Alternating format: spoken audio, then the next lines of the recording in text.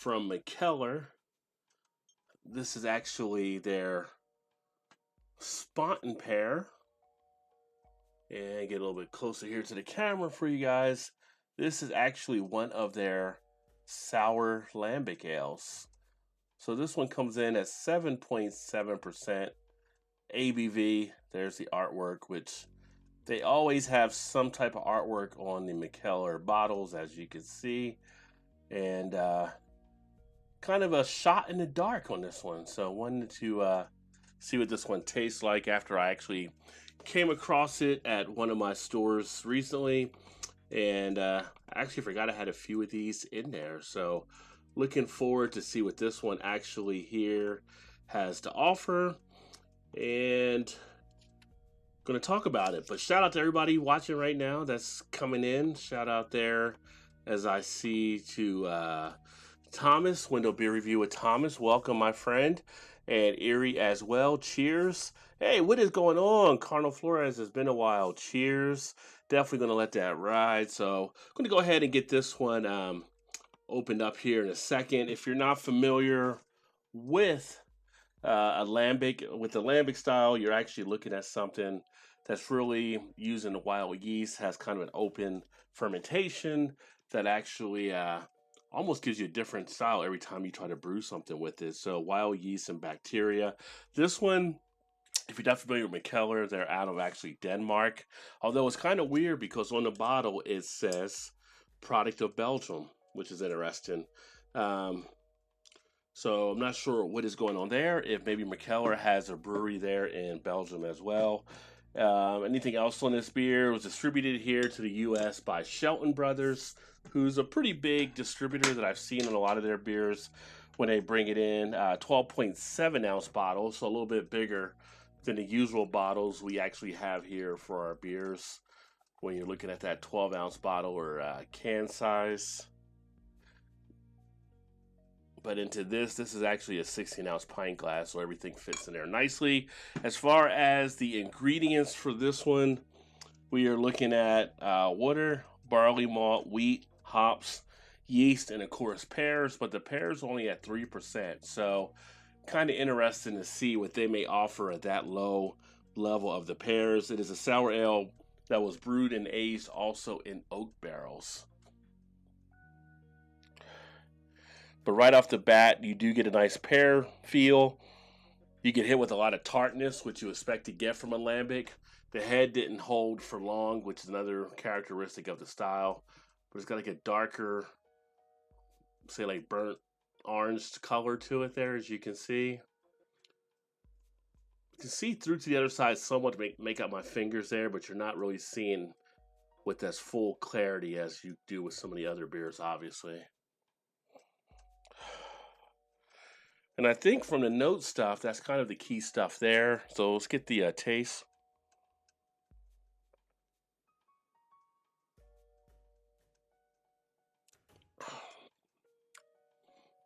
Do you get a feel of the pear in there? Not overly powering, really led by the tartness, but you get a nice pear on the initial. You get a nice pear taste in the finish. So I guess the 3% was enough of the pear to actually use for this batch. Definitely get that acidic type feel in the mouth from the fruits. A little bit of an astringency there.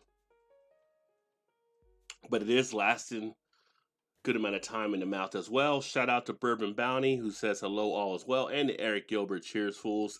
And Eric does love some lambic as well.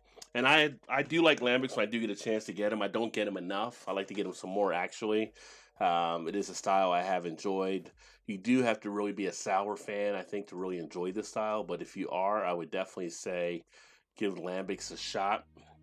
And lambics is one of those beers, too. You know, a lot of times people will talk about the price of a beer and they by ABV or whatever. There's a lot of lambics out there that are really good, but you're looking at low ABVs on them. But because of what it takes to actually make a good lambic, you're going to have a higher price.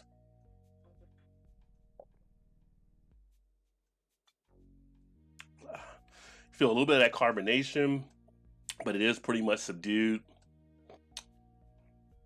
I was a little worried about this bottle because it didn't have a date on here. And with Mikkeller, we don't always get Mikkeller on the freshest level just because of the time it takes to get it over to the States. But this one is actually doing pretty well for itself, which encourages me for the other ones that I have in there. Again, if you just got here, you want to see what the bottle looks like. Here it is here with Mikkeller, the guy using the pear, running through kind of a rainstorm or something there in the artwork, using the pear maybe as an umbrella. Not sure all that's going on there, but with a lot of Mikkeller artwork, I'm not sure what's going on with some of their stuff. Let me see here. What is going on, Alan? Cheers, homie. Oh, Rob, what is happening? Turn on my microphone. Yeah, I can turn it up a little bit. Let me get that up there. Can you hear me better now, Rob? I'll make the change there, so I should be coming through a little bit louder. At least my meter says I'm louder, so.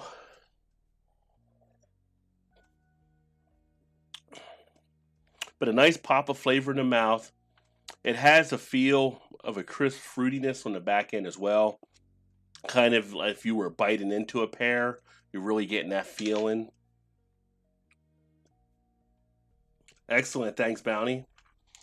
All right, cool. And Rob can hear better now, too. Excellent. Mouth-wise, good mouthfeel. Can really feel it sitting in the cheeks nicely. The flavor's really being long-lasting. I'm getting more of a draw now where I am picking up some of that woodiness from it being oak barreled. Kind of came on late with the beer, but as you work your way down through the bottle, it is definitely in play. You can definitely pick up that characteristic. Body-wise, a nice, medium body, not overly heavy at all. Kick back and drink this on a nice warm day. Here we were like in the 70s today. It would have been a good day to be outside drinking one of these, but you can drink this any time all year round.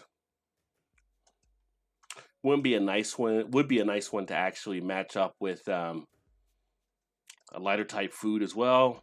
Could do it with a burger, but I'm just thinking of something like a nice big salad, crisp type salad. This would be kind of a good one there. When you think of some of those salads where it's like a salad with some fruit or something like that in there as well, this would be a nice matchup for it.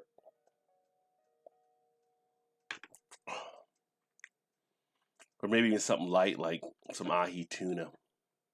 But I am actually digging this one. Very nice. BLT. You might be able to make it work with a BLT. Back in college, we used to work in a little sandwich place where we would do like vegetarian type sandwiches, and sometimes you'd have like sliced pear sandwiches. So if you ever something with sliced pears on it, this could actually be a nice one as well, I guess. But I would say if you're not a fan of things being overly tart, this one is not overly tart.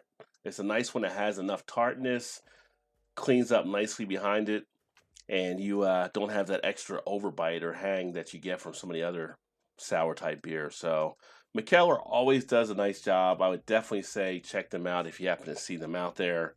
Again, this is the Spontonpear, 7.7 ABV. You're not feeling any of the alcohol.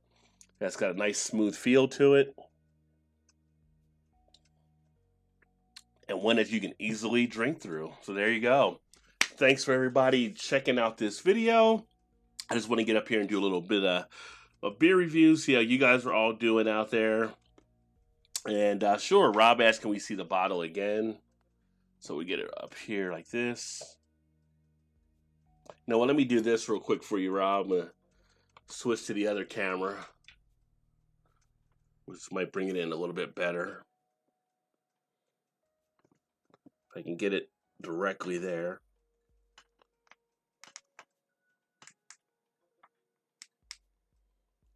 Sitting here trying to mess with it. No, it's not doing as good as the other one. Let's try it this way.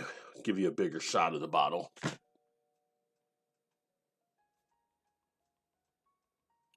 Yeah, there you go with the artwork.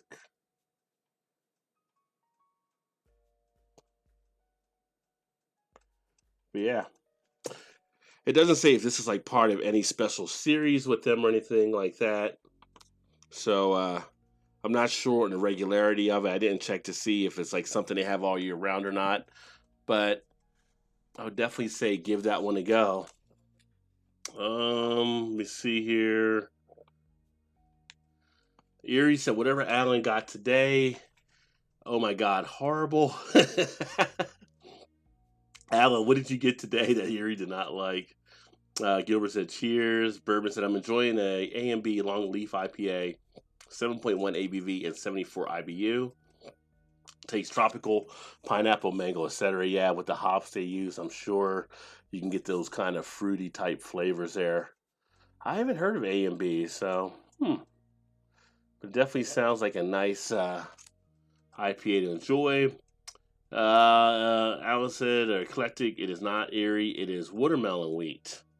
Which the watermelon wheat that Alan got was from 21st Amendment, and it is a good beer from 21st Amendment, I will say.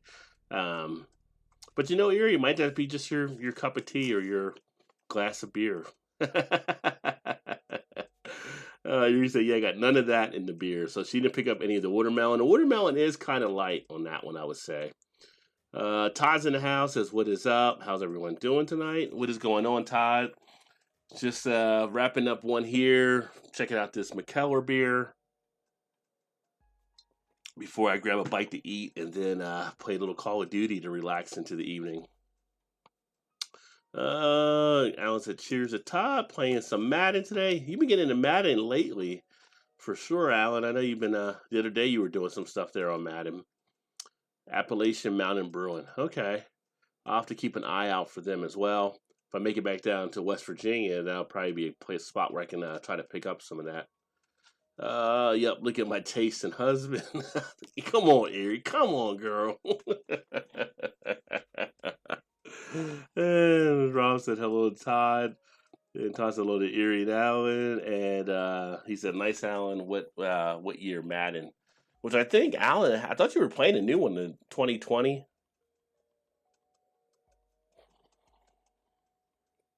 Now, looking in the bottom here, I don't see any sediment, which I thought might be in this beer. So, no sediment. I didn't see anything in the bottle either. I would have thought, well, I take that back. It is in the bottle. There's actually a ring on the bottom. If you see that there, that is actually the sediment that was actually left in the bottle as well.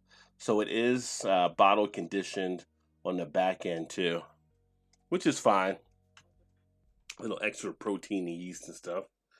Yeah, Madden 20, playing franchise. Think it's the best franchise mode in a while. I've heard some different things about Madden 20 from one of the guys that does a YouTube channel where he wasn't a big fan of it, but I haven't played a Madden game in a bit. Tassa, nice he didn't get it this year. I used to be a big fan of Madden back in the day.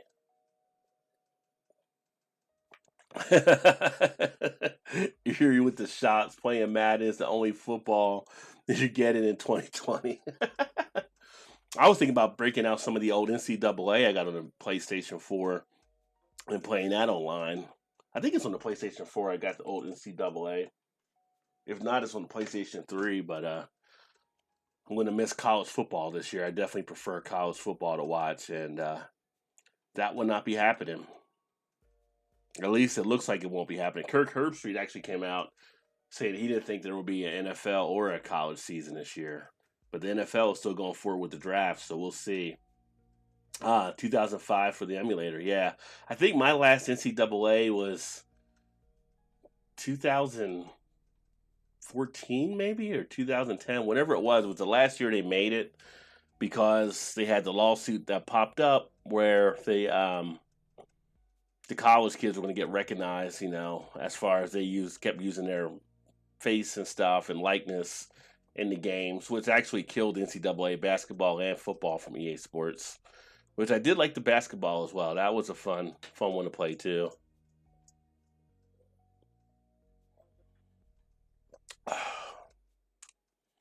But I will say, this is one of the smoother sours I've had in a while.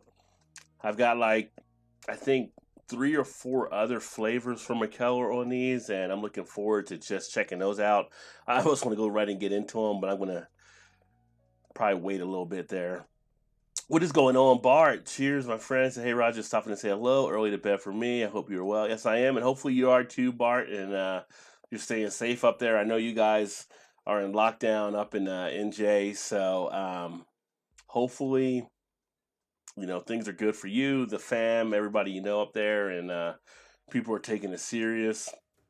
I know, talking to my mom who's still up there, they're taking it serious. She hasn't really gone anywhere except to like a doctor's office to do some stuff, but a lot of her and her neighbors, all of them are all in lockdown. I'm just hoping everything still holds good, that I'll get up there in August, and then like I said, when I'm in town, if everything's all cleared up, I'll let you know, and we'll get together, maybe have some beers there. Ralph said, Bart, sweet dreams. Yeah, early night. Gotta go to bed early night when you got an early morning. But I'm going to go ahead and wrap this baby up. Thanks for everybody that tuned in. If I get a little bit of time later, maybe I'll come back with another beer if I don't get right into the Call of Duty and stuff, because this one really kind of got the engine going nicely, and I might want to have another one and do another review here in a little bit. So make sure you guys hit that notification bell if you haven't. That way you know that I'm back on. I know there's been some weird stuff happening with YouTube, I believe. So some people said they hadn't gotten alerts on a couple of the last ones. So hit that notification bell, and I will look forward to catching you guys soon. And shout out to Blake, who just made it here, but I am going out the outdoor when he's coming in the indoor. So I'll catch up with you guys later. Cheers, and keep drinking those good craft beers. See you later, everybody.